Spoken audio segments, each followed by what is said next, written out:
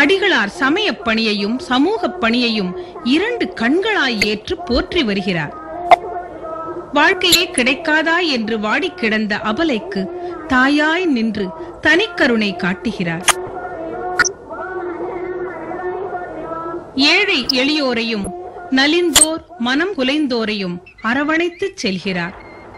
அந்த அன்பின் நெருக்கு சின்ன சிறு சிறார் மீதும் பொங்கி பிரவாகிக்கிறது.